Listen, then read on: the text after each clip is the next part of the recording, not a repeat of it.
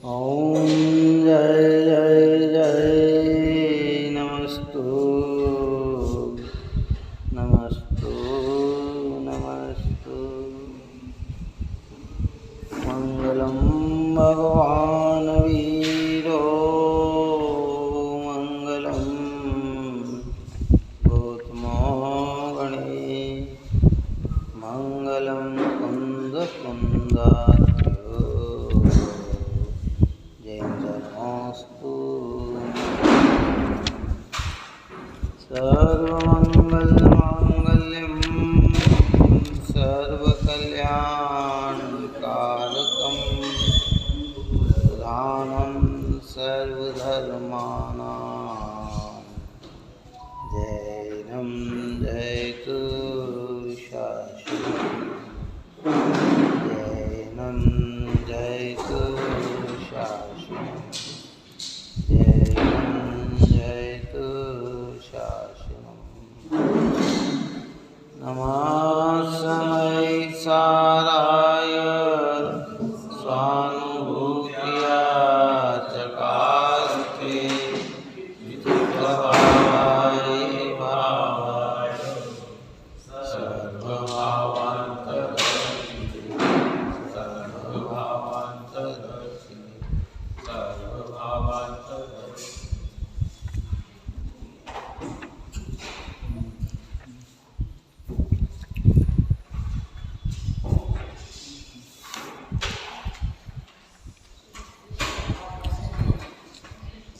अपने 297 नंबर की पूर्ण हुई। आचार्य भगवंत ने एक प्रज्ञा के द्वारा चेतिता को ही अनुभव करना अर्थात चैतन्य मात्र में ही अपनापन हो, ऐसी अद्भुत चर्चा की है। अब इसी बात को 182 नंबर के क्लस में आचार्य अमृतचंद्र भगवंत कहते हैं। क्लस 182 297 गाथा के बाद देखिए। सलक्षणों के प्रबल बल से वेद कर प्रभाव को चिद लक्षणों से ग्रहण कर चैतन्यमय निज भाव को यदि भेद को भी प्राप्त हो गुण धर्म कारक आदि से तो भले हो, पर में तो केवल शुद्ध चिन्मय मात्र हो। अद्भुत बात आचार्य चंद्रदेव भीतर से ये बात कहते हैं कि भाई स्वलक्षणों के प्रबल बल से भेद कर पर भाव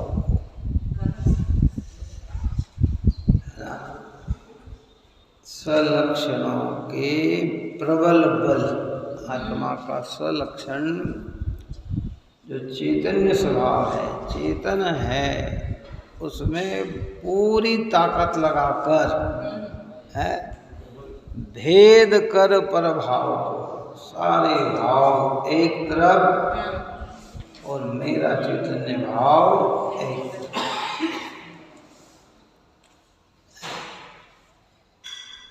चिद लक्षणों से ग्रहण कर चैतन्यमय निज भाव को यदि भेद को भी प्राप्त हो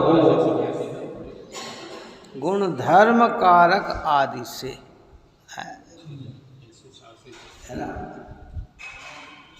क्या गजब की बात है। यदि भेद को भी प्राप्त हो, है ना, आत्मा में अनंत गुण है, भेद दर्शन, ज्ञान, चारि, सुख, वीर्य, अस्तित्वादि, प्रभुत्वादि ऐसे अनंत गुण आत्मा में है। हाँ,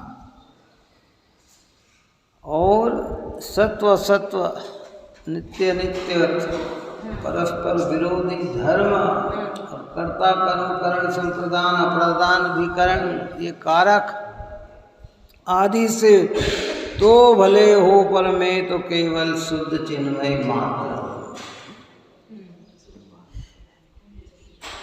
ये हो भले हो समझाया जाता है तो भेद प्रभेदों से ही समझाया जाता है, लेकिन अनुभव में भेद प्रभेद नहीं होते। अनुभव में तो एक ज्ञान का रस होता है, आनंद का रस होता है।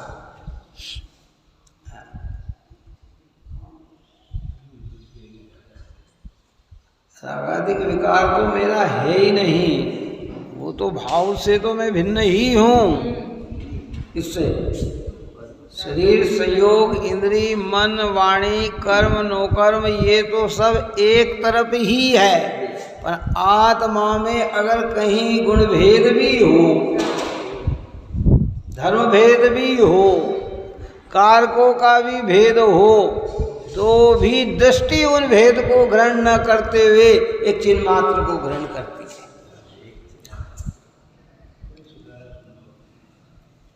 देखिए श्लोकार्थ में कहते हैं, बहुत गजब की बात। अमृत चंद्र आचार्य देव ने तो उत्कृष्ट रचना कर दी है भाई। देखो, जो कुछ भी भेदा जा सकता है उन सबको स्वलक्षण के बल से भेद कर भेदा जा सकता, मतलब क्या, जो बाहर किया जा सकता है। क्या अपन ने कल चर्चा की थी कि दो प्रकार का, एक दृष्टि से और एक परिणति से। पहले दृष्टि में सबसे भिन्न वस्तु का अनुभव होता है, और फिर परिणति में सारी चीजें भिन्न होती चली जाती हैं। जो होता है ये जिन प्रतिमा बन के हमारे सामने आई ना, जितना निकाल सकते थे उतने निकाल दिया। अगर इससे ज्यादा निकालने जाते तो ये इतनी सुंदरता आ नहीं पाती। जो निकल सकता था, समझ में आई बात के लिए आई। तो ये रागादिक, ये कर्मादिक, ये संयोगादिक है, ये सारे भेद ये निकलते हैं पहले दृष्टि में और फिर धीरे धीरे परिणति से। सिद्ध भगवान के तो सभी निकल गए, इसलिए तो अपन ने सिद्धों के स्वरूप में चर्चा की कि जिनके स्वरूप का चिंतन करने से, विचार करने से स्वद्रव्य और परद्रव्य का भेद ज्ञान होता है, स्वाभाविक और विभाविक भाव का भेद ज्ञान होता है, क्या मैं हूँ क्या पराया है ऐसा भेद ज्ञान होता है। ऐसे सिद्धत्व हमारे लिए साध्य है। उनको लक्ष्य बनाकर जीव आगे की ओर बढ़ता है। तो यहाँ कहते हैं कि जो कुछ भी भेदा जा सकता है, यानी भेदा जा भिन्न किया जा सकता है, उनको, उन सबको स्वलक्षणों के बल से भेद कर। अपना स्वलक्षण क्या? चैतन्य। जिसमें चैतन्यपना नहीं वो मेरा नहीं। अब चाहे वो शरीर, इंद्री, मनवाणी हो, भाई धन रुपया पैसा मकान दुकान हो, चाहे वो 8 कर्म हो, चाहे पुण्य पाप के भाव हो, ये सबको भेदा किया, क्योंकि इनमें चैतन्य लक्षण नहीं है, इनमें किसी में भी चैतन्यपना नहीं है। अगर ये चैतन्यपना होता तो फिर ये भी सब जानते। कौन जानते? फिर मकान को भी ज्ञान होना था मैं मकान हूँ, शरीर को भी ज्ञान होना था मैं शरीर हूँ, भाषा को भी ज्ञान होना था मैं भाषा हूँ, मन को भी ज्ञान होना था कि मैं मन हूँ, कर्म को भी ज्ञान होना था कि मैं कर्म हूँ, पुण्य पाप को भी ज्ञान होना था कि मैं पुण्य पाप हूँ, लेकिन इनमें नहीं है। तो ये भेदा जा सकता है। क्या है? स्वलक्षणों के बल से भेद कर, जिसकी चिन्ह मुद्रा से अंकित निर्विभाग महिमा है। चिन्ह मुद्रा से, चैतन्य की मुद्रा अंकित है ना, चिन्ह है, निर्विभाग महिमा है। अब उसके आगे जिसमें विभाग किया जा सकता नहीं है। चैतन्य में से अब और क्या निकाला जा सकता है, चलो बताओ। निर्विभाग, अब उसका भाग नहीं है। इनमें तो भाग है, इनमें शरीर इंद्रिय मन वाणी संयोग इंद्रिय मन पुण्य पाप कर्म आदि में, और आत्मा में तो भाग है, भेद किया जा सकता। अब चैतन्य में चैतन्य का क्या भेद किया जा सकता, क्या निकाला जा सकता? आत्मा के अनंत गुणों में से कौन सा गुण आत्मा में से निकाला जा सकता है? इसलिए अपने यहाँ सामान्य गुणों की जब चर्चा की गई और आत्मा की शक्ति की भी जब चर्चा की गई, तो आत्मा की शक्तियों में एक अवलघुत्व नाम की शक्ति है, अलघुत्व गुण भी है और अलघुत्व शक्ति भी है। जो अलघुत्व शक्ति है वो मात्र आत्मा में है, और अगलघुत्व गुण जो है वो 6 द्रव्यों में है। बात ही समझ में आई क्या है? सामान्य गुणों में एक अगलघुत्व नाम का गुण है। 6 गुण है ना सामान्य: अस्तित्व, वस्तुत्व, द्रव्यत्व, प्रमेयत्व, अगलघुत्व और प्रदेशत्व। ये 6 सामान्य गुण। और 47 शक्तियों में एक शक्ति है आत्मा के अंदर, अगलघुत्व नाम की शक्ति है कि अलघुत्व गुण जो शक्ति है कि जितने गुण आत्मा में है उसमें से एक भी बढ़ता नहीं और एक भी घटता नहीं।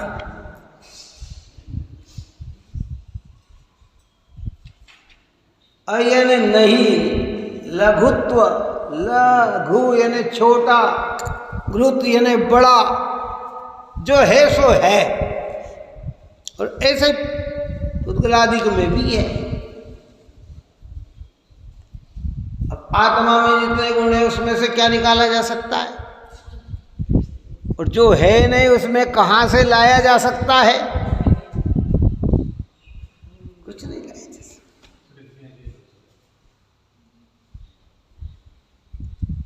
इसलिए बहुत बड़े शब्द के अंकित निर्विभाग महिमा है, निर्विभाग है, अर्थात चैतन्य की मुद्रा से अंकित विभाग रहित जिसकी महिमा है, ये चैतन्य की मुद्रा से अंकित मुद्रा। सील ठप्पा है ना, पुराने समय में पैसे नोट में न चलते हुए विक्टोरिया चलते थे, चांदी के चलते थे, सोने के चलते थे। क्या चलते थे? जो बहुत पुराना हो तो सोने के सिक्के चलते थे, हैं? फिर बाद में चांदी के चलने लग गए। उस पर एक मुद्रा होती थी जिससे पहचान होती थी कि ये क्या है, कि ये आत्मा में एक मुद्रा है चैतन्य की। अब इसका विभाग नहीं किया जाए, कैसा ज्ञान में से ज्ञान को निकाल दिया जाए कि निकाल नहीं सकते।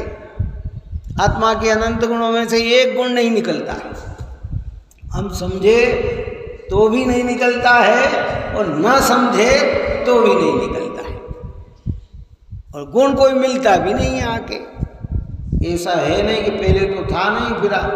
हाँ, ये व्यवहारिक चर्चा जो प्रमाण ज्ञान के विषय की चर्चा है कि भाई कहीं कहीं जगह पर्याय को भी गुण नाम से कह दिया, कहीं कहीं गुण को भी पर्याय नाम से कह दिया। ये एक शैली है, लेकिन कोई भी नया गुण उत्पन्न जो उत्पन्न होती है वो पर्याय है। द्रव्य गुण सदा त्रिकालिक है। कैसे हैं? उसमें कोई नयापन नहीं आएगा। इसलिए हम कहते सम्यक्त गुण हो गया। ये बात उस दिन भी कही थी, सम्यक्त गुण हो गया, कि ये व्यवहारिकता से बात कही। सम्यक्त पर्याय है, श्रद्धा गुण की पर्याय का नाम सम्यक्त है, निर्मल पर्याय का नाम सम्यक्त है। श्रद्धा गुण त्रिकालिक है और सम्यक की जो पर्याय प्रकट हुई है, अगर क्षायिक सम्यक तो हो गया तो पर्याय शादी अनंत काल की हो गई। यही बात समझ। केवल ज्ञान गुण प्रकट हो गया, केवल ज्ञान गुण नहीं, केवल ज्ञान पर्याय है। चारित्र गुण प्रकट हो गया। चारित्र गुण पर्याय नहीं है, वीतरागता पर्याय है और चारित्र उसका गुण है। अनंत बल प्रकट हो गए, अनंत बल गुण प्रकट हो गए, अनंत वीर गुण प्रकट हो गया। ये अनंत पुरुषार्थ, वीर यानी पुरुषार्थ, ये वीर गुण की निर्मल पर्याय है। आप में हम में भी है। अभी हमारी पर्याय में वो व्यक्तता नहीं है तो विपरीत पर्याय चल रही है, कुपुरुषार्थ चल रहा है। हाँ, इसलिए जिसका निर्विभाग, अब उसमें कोई विभाग नहीं किया जा सकता। क्या इसमें विभाग किया जाए बताओ?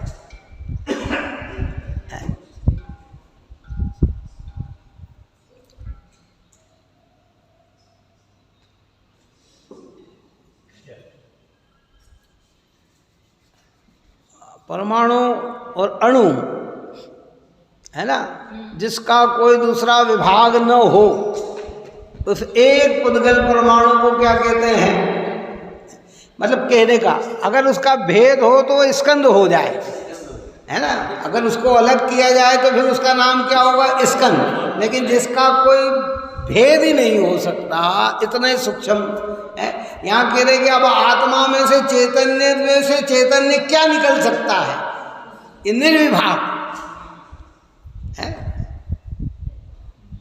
चैतन्य की मुद्रा से अंकित विभाग रही जिसकी महिमा, ऐसे शुद्ध चैतन्य ही मैं हूँ, मैं हूँ, मैं हूँ। शुद्ध चैतन्य ही मैं हूँ। यदि कारकों के अथवा धर्मों के या गुणों के भेद हो तो भले हो, किंतु विभु ऐसे शुद्ध समस्त विभाव रहित चैतन्य भाव में तो कोई भेद नहीं है। चैतन्य भाव में कोई भेद नहीं है। कारकों के भेद हो सकते हैं, कर्ता, कर्म, करण, संप्रदान, अपादान, अधिकरण।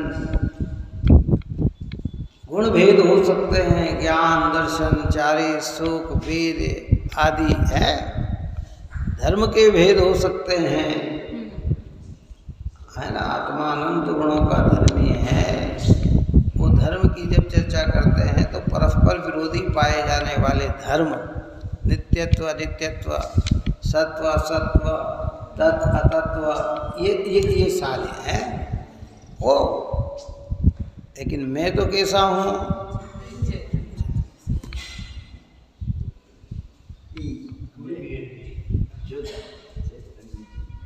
बोलने की ही जरूरत नहीं भाई। थोड़ी कठिन जरूर है बात ये, लेकिन अब आचार्य की अनुभूति की बात है तो ऐसा नहीं। आचार्य की परिणति में राग भी वर्त रहा है, ऐसा नहीं है कि राग नहीं वर्त रहा है। जो ये लिखा गया वो काय में लिखा गया? राग में लिखी ना ये कथा है। लेकिन फिर भी दृष्टि कैसी? ये राग तो मुझसे भिन्न ही है, ये तो मेरा, इसको तो भेद कर दिया दृष्टि में, तो इसे पर के खाते में डाल दिया। अब गुण भेद हो तो हो। जब आत्मा में पूछा जाएगा कि आत्मा में क्या क्या पाया जाता है, तो बोलो क्या बताया जाएगा? भेद करके समझाया। इसलिए ऊपर की अपनी सातवीं गाथा में जब ये चर्चा की तब कहा गया कि चरित दर्शन ज्ञान भी व्यवहार कहते ज्ञानी के, चरित नहीं दर्शन नहीं, नहीं ज्ञान ज्ञायक शुद्ध है। जहाँ आत्मा के गुणों का भेद बताना हो, धर्मों का भेद बताना हो, वो सद्बुद्ध व्यवहार है। सद्बुद्ध व्यवहार यानी वस्तु अखंड में भेद करके समझाना, उसका नाम है सद्बुद्ध व्यवहार। सद यानी उसके अंदर, वस्तु में ही। लेकिन इससे वस्तु अलग अलग नहीं होती। वस्तु कैसी रहती है? वो तो एक ही रहती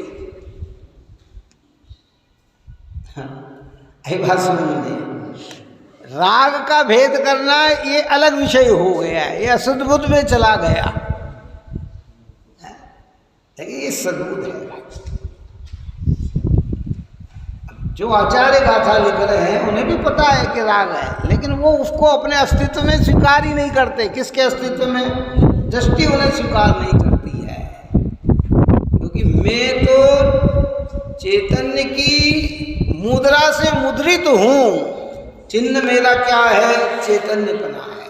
इसलिए यहाँ कहते हैं यदि कारकों के अथवा धर्मों के या गुणों के भेद हो तो भले हो, किंतु विभु ऐसे शुद्ध समस्त विभाव रहित चैतन्य भाव में तो कोई भेद नहीं है।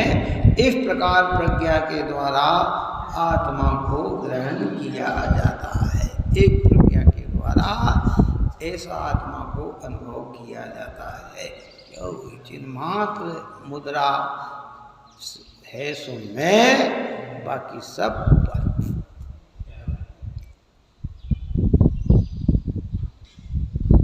प्रमाण ज्ञान की बात करेंगे तो आपको आत्मा के अस्तित्व में लेंगे, लेकिन जब दृष्टि की बात करते हैं, नई की बात करते हैं, तो ये आत्मा, क्योंकि जो भेदा जा सकता है वो मैं नहीं, जो निकाला जा सकता है वो मैं नहीं, जो बना रहता है वही मैं हूँ। क्या क्या किए जा सकते हैं बताओ, क्या क्या निकाला जा सकता है? वो मैं नहीं। शरीर आत्मा से छूट जाता, संयोग आत्मा से छूट जाता, इंद्रिय आत्मा से छूट जाती, मन आत्मा से छूट जाता, वाणी आत्मा से छूट जाते हैं, पुण्य पाप के भाव कर्म नौकर्म आत्मा से छूट जाते हैं। तो जो छूट जाते हैं सो मैं नहीं, और जो चैतन्य से कभी छूटता नहीं है वही मैं हूँ। पहले दृष्टि का भेद और फिर परिणति का। अपन ने कई बार कहा ना कि देखो, कपड़े धोने वाले को पहले इतना भेद ज्ञान है कि ये मेल और कपड़ा जुदा जुदा है तो ही पुरुषार्थ करते हैं, और अगर जुदा जुदा ना हो तो कौन पुरुषार्थ करे? दृष्टि में अगर ये मान ले कि ये है इसी रूप है, तो फिर उसे धोने का कौन पुरुषार्थ करेगा? स्वर्णकार जब उस सोने को ताव पे चढ़ाता है तो उसे पता है कि ये अलग है और ये अलग है, तो ही तो ताव पे चढ़ाता है। अगर वो मालूम है कि ये निकले ही नहीं तो वो पुरुषार्थ क्यों करेगा? ऐसे दृष्टि में वो आप और हमें एक चैतन्य अपना और बाकी सब पराये ऐसा महसूस हो तो ही परिणति में इन्हें भिन्न करने का पुरुषार्थ प्रकट होता है, और वो प्रयत्न चालू होता है। चौथे गुण स्थान, पंचम गुण स्थान, छठे गुण स्थान, सातवें गुण स्थान, ये आगे आगे के गुण स्थान में प्रयत्न चालू होता चला जाता है, और एक दिन पूरी तरह से ही भिन्न हो जाते। पुरुषार्थ कहाँ करेगा? अब कहो कि भाई चैतन्य, चलो ऐसा आप और हम पुरुषार्थ करें कि शक्कर में शक्कर की मिठास निकाल दें। तो कई बार होता ना, बाजार से शक्कर लाते हैं, चाशनी बनाते हैं, तो आप और हमें या हलवाई को भैया पहले तो अच्छी चाशनी लाना, अच्छी शक्कर लाना सफेद, उसके बाद कढ़ाई में वो चीज़ डालता है जिससे मेल निकल जाए। अब वो ऐसी कोई सी चीज़ डालता है जिससे शक्कर की मिठास कम हो जाए। क्यों? कि जिसे भेदा जा सकता है, जिसे निकाला जा सकता है, उसे ही तो बाहर किया जा सकता है। अगर शक्कर में मिठास निकालने गए तो शक्कर ही नष्ट हो जाएगी। आत्मा में चैतन्य निकालने गए तो चैतन्य ही, राग निकाला जा सकता है, कर्म निकाला जा सकता है, शरीर संयोग इंद्रिय मनवाणी निकाले जा सकते हैं, लेकिन चैतन्य आत्मा से निकाला जा सकता नहीं है। तो हमारा पुरुषार्थ कहाँ होना? चैतन्य को निकालने का कि जो चैतन्य नहीं है उसे निकालने का?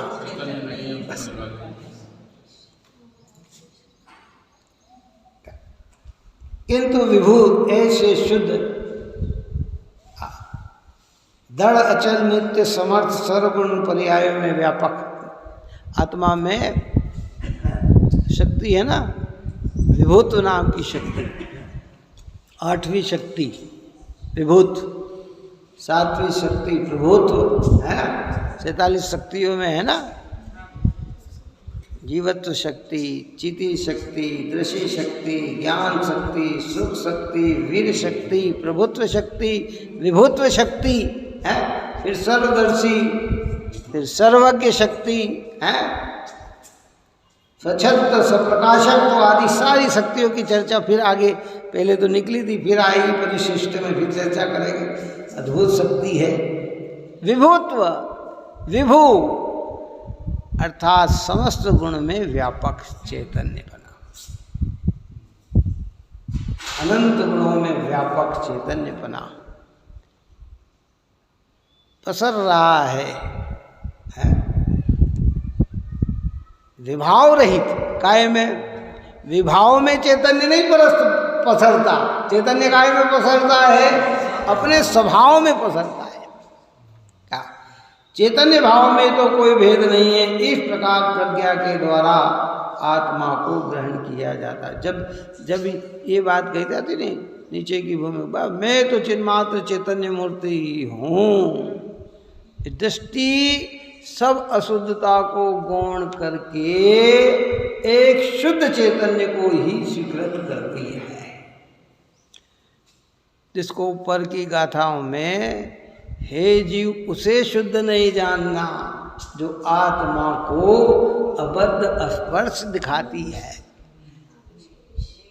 जो अन्य न दिखाकर अनन्य दिखाती है, जो अनियतता को न दिखाकर नियत दिखाती है, जो गुण भेद न दिखाकर विशेष न दिखाकर अविशेष दिखाती है, जो असंयुक्त रागाधिक युक्त न दिखाकर संयुक्त न दिखाकर असंयुक्त दिखाती है, नेचुरल दिखाती है। हे जीव उसे शुद्ध नहीं जानना। शुद्ध नहीं का विषयभूत वस्तु त्रिकालिक ध्रुव तत्व आत्मा जिसके अनुभव में आए गारंटी से सम्यक दर्शन की प्राप्ति होती है। शंका ही नहीं करना। देखो शब्द को ध्यान से सुनना। शुद्ध नहीं की चर्चा करना अलग है और शुद्ध नहीं के विषय को अनुभूत करना अलग है।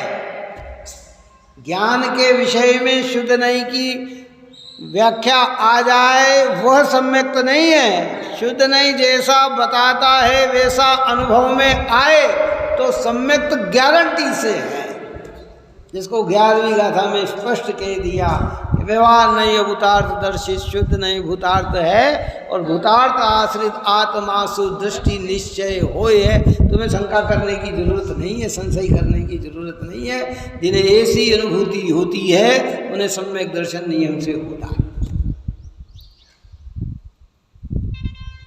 क्या कहते हैं? निर्विभाग, इसका विभाग नहीं किया जा सकता है। कारकों का भेद भले हो, गुणों का भेद भले हो, धर्मों का भेद भले हो, समझाने के लिए भले हो।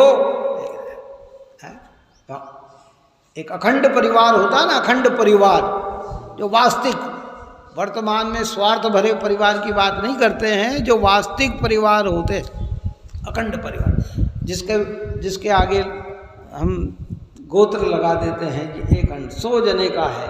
उसमें भले माता पिता का भेद हो, पुत्र पुत्रादि का भेद हो, काका भतीजा का भेद हो, है दादा पोते का भेद हो, लेकिन वो पूरा वास्तविकता में वो क्या है? एक परिवार ही है ना। अगर हमने निमंत्रण दिया किसी को पाटोदी परिवार, तो अब इसमें कौन रुकेगा बताओ? कौन रुकेगा इसके लिए? रुकेगा कौन? वो सबकी एकता कैसे दिखेगी? ऐसे आत्मा के गुणों के भले अलग अलग लक्षण हो, पर चैतन्य उसमें विभुत्व है, विभु है, पसरा हुआ है। उस एक चैतन्य को कहने में वो समस्त आ जाते हैं, भले उनके लक्षण अलग अलग क्यों न हो, कारकों का भेद क्यों न हो, है ना, गुणों का भेद क्यों न हो, धर्मों का भेद क्यों न हो, लेकिन दृष्टि में एक चैतन्य कहते ही वो सब उसके अंदर समाविष्ट हो जाते हैं। वही अलग अलग कहने की जरूरत नहीं। हम फिर अलग अलग कहते हैं ना किसी को, भैया आपको नहीं, सब आपका निमंत्रण आ गया, क्या कहते हैं, एक सपरिवार लिख के भेज दी ना पत्रिका, फिर क्या कहते हैं, भैया अरे आपका निमंत्रण आ गया। वो ये नहीं कहेगा क्या, ये तो एक व्यवहारिकता है कि दिख गए तो भैया आपको पधारना है, लेकिन आपने न भी दिखे और अगर उसमें लिख दिया है तो क्या हो गया, सभी हो गए ना उसके अंदर। तो आत्मा के गुण भेद आप और हम जान सके ज्ञान में तो इतने जान ले, और न जाने तो भी चैतन्य कहने में वो क्या है, सब गर्भित हो गए। कारकों का अब कोई अब हट जाए कि नहीं साहब आत्मा में गुण भेद भी तो है, नहीं होगा तो कैसे समझाएंगे, है तो क्या भाई ये समझाने के लिए है। चरित्र दर्शन ज्ञान भी व्यवहार कहते ज्ञानियों के, चरित्र नहीं दर्शन नहीं ज्ञान ज्ञायक शुद्ध है।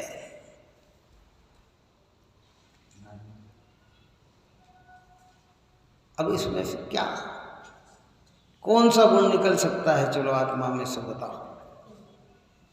कोई ना कोई तो गुण निकल जाता है, कि जो आत्मा का नहीं है वही निकल सकता है, जो आत्मा का है वो तो निकल ही नहीं सकता। आप हम समझे तो ठीक, न समझे तो ठीक। क्या कौन सा गुण निकल सकता है। निगोद में चले गए हम, पर्याय में हास्य हो गया, लेकिन गुण में किसी में भी हास्य नहीं हुआ। काय में पर्याय में इतना हास्य हो गया कि अक्षर के अनंत विभाग ज्ञान हो गया। दुख का ही वेदन कर रहा है, पीड़ा का ही वेदन कर रहा, कौन पीड़ा दे रहा है ये भी पता नहीं है, किसके द्वारा पीड़ित हो रहा हूँ ये भी पता नहीं, क्या गलतियाँ की थी ये भी पता नहीं, कैसे गलती सुधारूं ये भी पता नहीं। लेकिन शक्तियाँ कैसी पड़ी हुई है, सबकी सब है।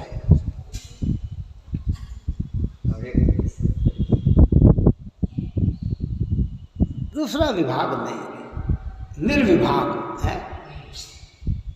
चैतन्य भाव में तो कोई भेद नहीं है। इस प्रकार प्रज्ञा के द्वारा आत्मा को ग्रहण किया जाता है। ग्रहण का मतलब अनुभव किया जाता है। शब्द बदल बदल के बहुत सारे के ऐसे में लीन हुआ जाता है, स्थिरता प्राप्त की जाती है, स्वानुभव किया जाता है, अनुभूत किया जाता है, ग्रहण किया जाता है, दृष्टि में स्वीकार किया, धीरे धीरे धीरे धीरे। इसलिए अपन ने कई बार कहा कि दृष्टि स्वर्णकार जैसी होना चाहिए कि अशुद्धता में शुद्धता देख ले। काय में क्या 80 टन की चीज कोई खरीद के रखी है, दूसरों के लिए 100 टन चाहिए, तुम्हारे लिए सोना कितना है। तो तुम कीमत जोड़ोगे कि यार मेरा बैलेंस कितना है, तो उसमें कितना बैलेंस बनाओगे, उसका वर्तमान भाव से बनाओगे तो 80% ही बनाओगे ना। इसके दृष्टि में हमें कैसे, अरे साहब इतना मुनिराज भगवंतों के अंदर दया का, दान का, पूजा का, भक्ति का भाव, वंदना का भाव है, आहार विहार में ऐसी, परंतु वो उसको अपने अस्तित्व में नहीं लेते, अपने अस्तित्व में नहीं लेते। समदृष्टि धर्मात्मा अपने अस्तित्व में नहीं लेता उन्हें। काय मिलेगा मेरे अस्तित्व में, तो क्या जिसमें दूसरा विभाग न हो, निर्विभाग, जिसमें भेदा नहीं जा सकता, अलग नहीं किया जा सकता। पूर्णता तो तब प्रकट होगी जब पूरी तरह से दूर हो जाए। लेकिन दृष्टि में गया वो 16 ताव चढ़ के वो क्या होगी, वो अशुद्धता निकल जाएगी। लेकिन दृष्टि में तो आ गया ना। आजकल तो नई नई टेक्नोलॉजी आ गई, नई नई चीज़ें आ गई है, बड़े बड़े शहरों के अंदर ऐसा आ गया, आप लेके जाओ वो मशीन पे रखेगा, बता देगा इतना। क्या कोई भी एक 60 टन तो 60, 80 तो 80, 90 तो 90, 92 तो 92, 91 तो 91, और परसेंटेज भी बता देगा कि 91+4 हो तो वो भी कह देगा। क्या है, मशीन में है।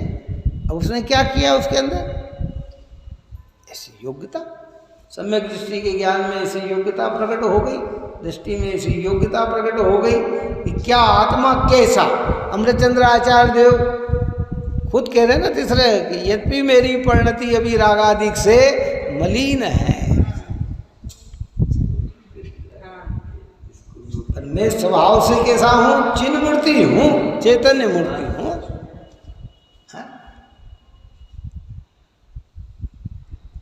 जोर पूरा आ जाना चाहिए बस, इसलिए ऊपर में बहुत बढ़िया शब्द डाला था क्या?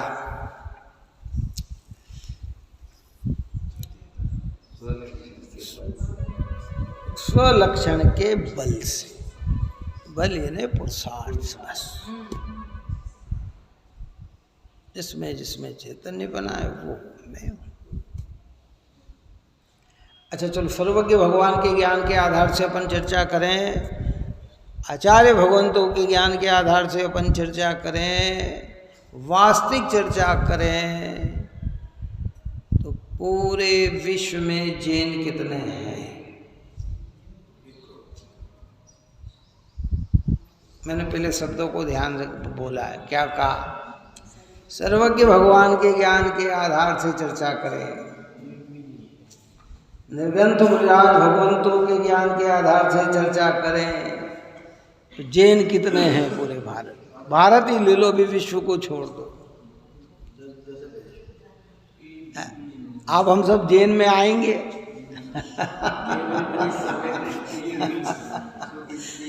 क्या ये व्यवहारिक है? लेकिन वास्तव समदृष्टन से ही जैन बना प्रारंभ होता है। इन्होंने निःशुद्ध आत्मद्रव्य का आश्रय लेकर मोह राग देश को परिणति से अंश रूप में दूर किया है। मिथ्यात्व अनंतानुबंधी जिनके निकल गई है वे ही वास्तविक जैन हैं।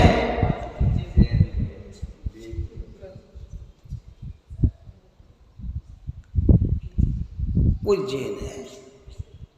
ऐसे सर्वज्ञ की देव के आधार से निर्णय करे तो आत्मा कैसा है?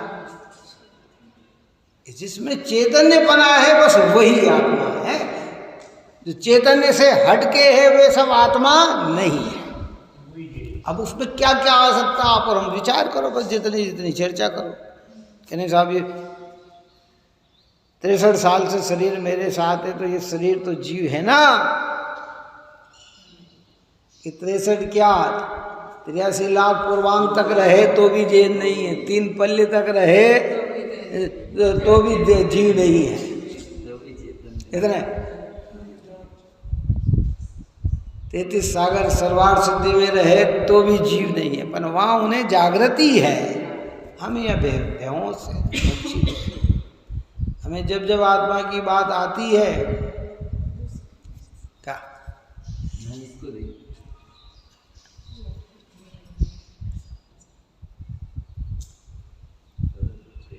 सोचिए विचार करें।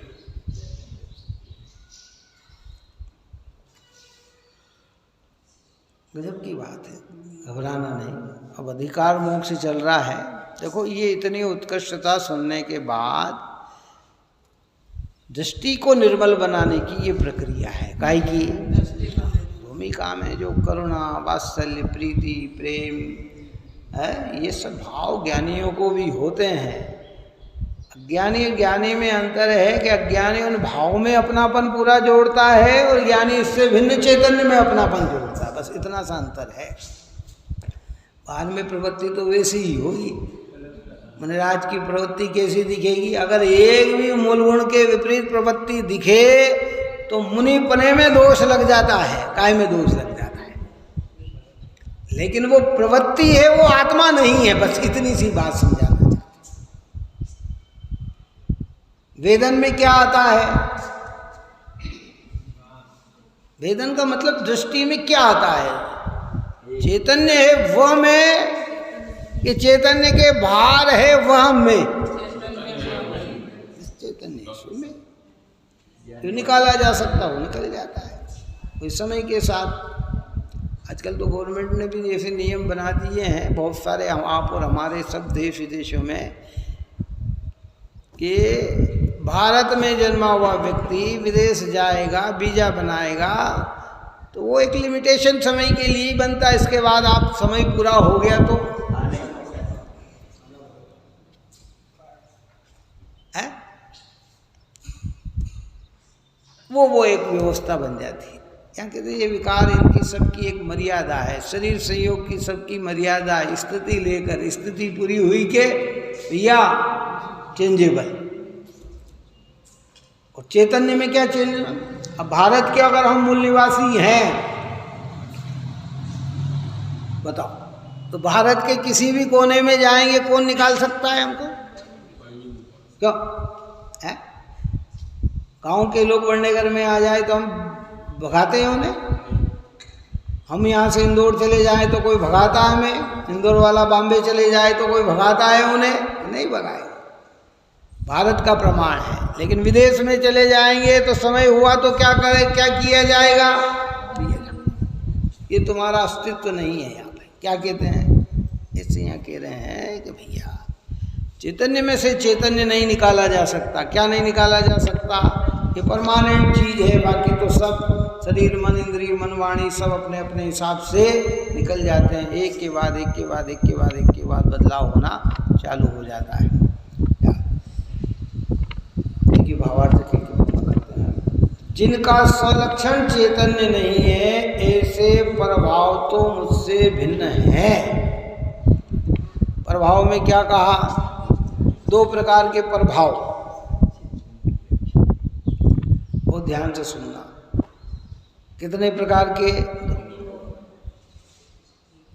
उद्गल, धर्म, अधर्म, आकाश काल का जो स्वरूप है वो भी मेरे लिए प्रभाव है।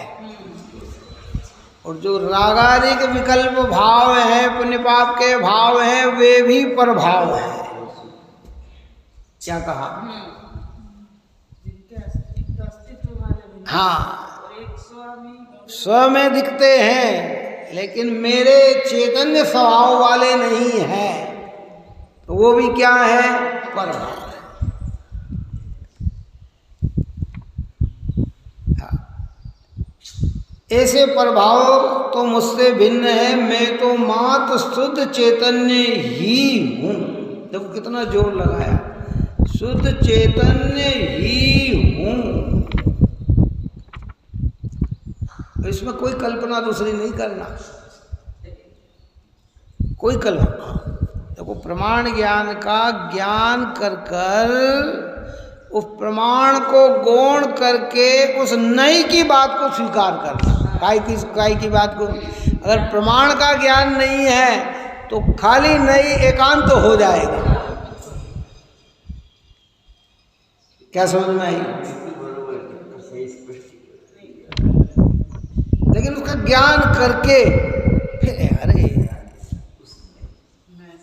मैं तो शुद्ध चैतन्य ही हूँ।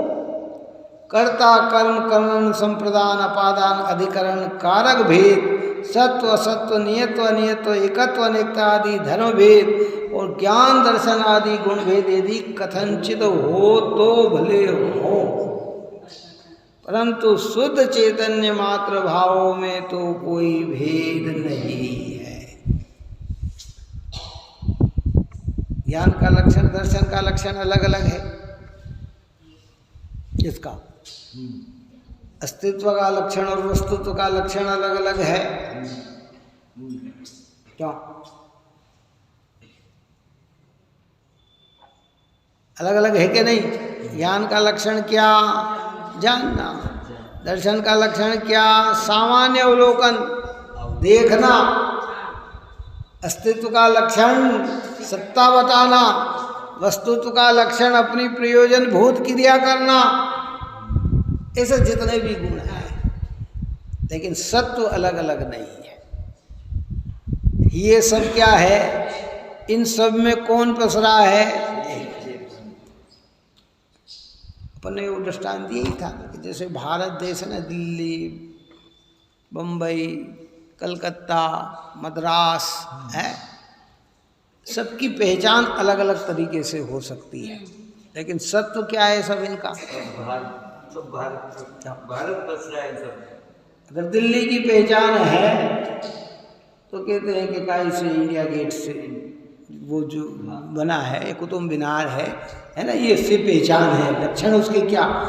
आगरा की पहचान क्या? कि ताजमहल उसकी पहचान है। बम्बई की पहचान क्या कि समुद्र आदि चौपाटी आदि जो भी उसके बने हुए हैं वो उसकी पहचान, कलकत्ता की वहाँ की पहचान वो है। लेकिन ये सब सत्य कौन है? एक भारतीय है ना। ऐसे गुण भेद के लक्षण अलग अलग हो सकते हैं, लेकिन ये सब है क्या? आत्मा ही तो है ना। एक चैतन्य को स्वीकार कर ले, सबसे नास्ती हो गई। तो यही बात जीव को समझना कठिन लगती है। मैंने तो पहले इस विषय में कई बार कहा कि अगर अभी हमें कोई दूसरे कार्य बता दे धर्म के नाम पर, तो हम बिल्कुल स्वीकार करने के लिए तैयार है। कोई कह दे कि आपको शांति प्राप्त करना है, सुख प्राप्त करना है, आप 10 घंटे मौन रहो, 10 घंटे बैठे रहो, तो बिल्कुल तैयार है। लेकिन एक अस्तित्व को स्वीकार कर, चिन्मात्र में हूँ, भेद ज्ञान करो कि भैया, क्योंकि हमारी दृष्टि इतनी पवित्र नहीं बन पाती है भाई। आचार्य हमें समझाते हैं, इसलिए चैतन्य भाव में तो कोई भेद नहीं है। इस प्रकार शुद्ध नहीं से आत्मा को अभेद ग्रहण करना चाहिए। वो ऊपर की बात 14वीं गाथा की, कौन सी? शुद्ध हे जी, शिष्य ने प्रश्न किया, शुद्ध हे जी उसे शुद्ध नहीं जानना जो आत्मा को अबद्ध स्पर्श दिखाता हो। अबद्ध यानी बंध रहित, अस्पर्श यानी दूसरे में प्रवेश नहीं किया, छुआ नहीं। तो कमलिनी का पत्ता का दृष्टांत दिया कि जैसे कमलिनी का पत्र जल में कीचड़ में दिखता है, लेकिन उसे छूता नहीं है, उससे बंधा हुआ नहीं, हाथ में उठा के देखे तो वो अस्पर्शित स्वभाव वाला है। मिट्टी का दृष्टांत दिया कि घड़े, झाड़ी, कड़ाइला आदि अनेक अनेक से देखो तो अनेक अनेक रूप दिखती है, लेकिन एक मिट्टी स्वभाव से देखो तो सब एक है। इसलिए अन्य अन्य न रूप नहीं, अनन्य रूप हूँ। हम पर्याय से देखें तो बालक, युवा, वृद्ध, स्त्री, पुरुष है, मनुष्य, तिर्यंच, देव, नारकी आदि आदि आदि आदि। लेकिन जब आत्मा की दृष्टि से देखें तो सब कैसे हैं? एक आत्मा। समुद्र का दृष्टांत दिया कि समुद्र को ज्वार भाटे की ओर से देखे तो बढ़ता घटता नजर आता है, लेकिन एक समुद्र स्वभाव से देखा जाए तो वो तो नियत अपने स्थान पर बना हुआ है। सोने का दृष्टांत दिया, सोने को अनेक अनेक रूप से देखें तो पीलापन, बारीपन, चिकनापन, रूखापन आदि आदि ये दिखाई दे, लेकिन एक स्वर्ण स्वभाव की ओर से देखें तो वो कैसा है? आत्मा के गुण भेदों से देखा जाए तो इतना है। पानी का दृष्टांत दिया कि अग्नि के संयोग से पानी को देखा जाए तो पानी गर्म दिखता है, लेकिन पानी के स्वभाव से देखा जाए तो पानी तो शीतल ही है। ऐसे परिणति में रागादिक से देखा जाए तो राग रूप दिखता है, अशुद्ध दिखता है, लेकिन एक चैतन्य भाव से देखा जाए तो आत्मा तो चैतन्य, उसे शुद्ध नहीं जानना। लोगों को खबर ही नहीं है, पता ही नहीं है भाई, पूरा जीवन खर्च कर देते हैं और इस शुद्ध नहीं की विषयभूत वस्तु समझ नहीं पाते हैं कि वस्तु कैसी है और क्या है। कि बाबा दूसरा करा लो, आप जो कह दो वो करा लो, आप बिल्कुल तैयार है, लेकिन तुम्हें तुम्हारी चीज की खबर है। ये बड़ा कठिन काम है। यहाँ कहते इससे ज्यादा सरल कुछ हो नहीं सकता। क्या कहने का अंतिम बात कह के पूर्ण क्या कहना चाहते हैं? इस प्रकार शुद्ध नहीं से आत्मा को अभेद रूप ग्रहण करना चाहिए। किसको शिक्षा दे रहे हैं ये? आप और हमको दे रहे। पहले दृष्टि में ऐसा आत्मा समझ में आए और फिर एकाग्रता उसके अंदर, और वो एकाग्रता में कितना पावर चाहिए, सबकी अलग अलग व्यवस्था है। क्यों?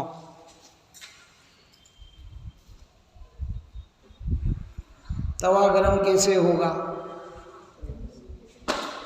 रोटी बनानी है तवा गरम से गैस पे चढ़ा दो है।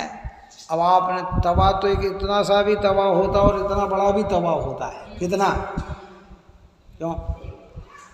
अगर हलवाई का तवा अगर आपके गैस पे चढ़ाओ और आपका गैस चालू कर दो तो उसको गर्म होने में कितना टाइम लगेगा? तो कितना टाइम लगेगा? उसके लिए तो वो भट्टा चाहिए। कौन सा भट्टा चाहिए? फुल चालू किया है, ऐसे कहते हैं भाई। दृष्टि में तो एक बार गर्म काय से हो, अग्नि से, लेकिन उसकी पुरुषार्थ के लिए इतना सा पुरुषार्थ, सम्यक्त का पुरुषार्थ मोक्ष नहीं दिलाएगा। उसके लिए तो फिर उतना पावरफुल पुरुषार्थ चाहिए। कितना पुरुषार्थ चाहिए? और उसी के लिए फिर वो क्रम बनते हैं। मुनिराजों की क्या बात करें भैया, कितना और पुरुषार्थी होते हैं वो है। आप और हमको तो कोई एक व्यक्ति कोई बात कह देता है ना, उस बात को भुलाने में महीनों लग जाते हैं। कितने? किसी ने एक शब्द हमको बोल दिया हो और हमने उसका जवाब भी नहीं दिया हो तो अंदर के अंदर घुट थी, क्यों बोला इनने मेरे को ऐसा, क्यों कहा? भले उन पे गुस्सा नहीं आए, लेकिन ये विकल्प तो आएगा, क्या आएगा, इनने ऐसा क्यों कहा? भूल ही नहीं रहे। और मुनिराज तो कैसे होते हैं? क्षण मात्र में विस्मरण कर देते हैं। तो उनका पुरुषार्थ कितना होता है, उनको याद रहता है। इसलिए हमारे यहाँ कहते हैं कि जो बात हम 6 महीने से ज़्यादा हृदय में बिठा के रखते हैं तो समझना कचाए हमारी अनंतानुबंधी की। भूल जाओ, इनने किया, उनने किया, उसने किया, इनने किया, किसी ने कुछ नहीं किया। जो होना था वही हो गया, बस खत्म बात है। लेकिन हम वो भूल नहीं पाते हैं ना। और मुनिराज की दशा कैसी होती है? एक क्षण मात्र इधर उपसर्ग किया और इधर क्षमा का भाव, इधर परिसर हो रहे हैं और देश क्या ये अब ये वो अग्नि लगी हुई है भयंकर। आप और हमारी कैसी है? हाल तो अग्नि नहीं चाहिए, हम तो बुझे हुए स्टोर पे तवा रख रखा है। बात ही समझ में नहीं कि काय पे रख रखा हमने, तो हमारा चालू ही नहीं हुआ, दशमलव ही चालू नहीं हुआ भाई है। लेकिन ये जिनवाणी हमें सिखाती है, पवित्र माता हमें सिखाती है, अद्भुत बात हमारे जीवन को बताती है कि तू उस शुद्ध नहीं के विषयभूत वस्तु को जान। इसलिए समय सार जिन्होंने नहीं पढ़ा ना भाई, वो चीज़ प्राप्त है। दया दान का भाव आएगा, पूजा भक्ति का भाव आएगा, कारुण्यता का भाव आएगा, है उग्र से उग्र तप करने का भाव आएगा। लेकिन भेद ज्ञान प्राप्त नहीं हुआ तो आचार्य कहते हैं तुझे कुछ भी प्राप्त नहीं। इसलिए से हल्का नहीं समझना है, ये तो बहुत उत्कृष्ट चीज़ है। ऐसी गंभीर बात यहाँ कही है। अब आगे और भी प्रश्न करके आने वाली कथा में और भी बात कहते हैं। आप और हम सभी बहुत ही पवित्र दृष्टि बनाते हुए एक चैतन्य मात्र को बाकी सब पर ऐसा दृष्टि में लेकर वापो करते हुए, निर्णय करते हुए पर से अपना उपयोग खींचें, इस प्रकार की प्रवृत्ति में लगे। यही मंगल भावना है। सहजानंदे शुद्ध स्वरूपी अविनाशी आत्मस्वरूप, सहजानंदे शुद्ध स्वरूपी अविनाशी आत्मस्वरूप, सहजानंदे शुद्ध स्वरूपी अविनाशी आत्मस्वरूप, निज में बताई यह अनंत उपकार है, उसके लिए जिनवाणी माँ को वंदना शतबार, वंदना शतबार।